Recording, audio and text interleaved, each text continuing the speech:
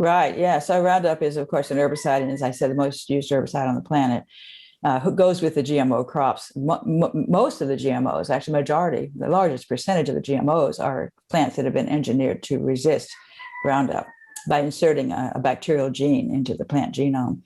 And those are corn and soy and sugar beets and alfalfa.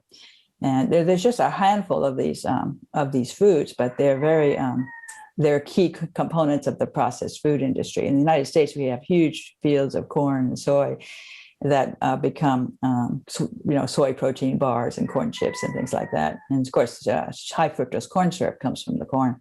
So we basically send these crops off to these plants where they get separated into, what I would call pseudo foods, and then they get reassembled into junk food.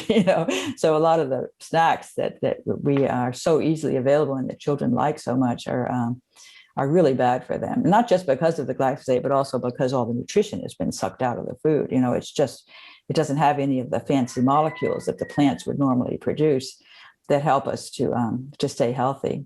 All the polyphenols and flavonoids and terpenoids, these are all wonderful complex molecules that plants produce that get completely disappear when you produce these processed foods.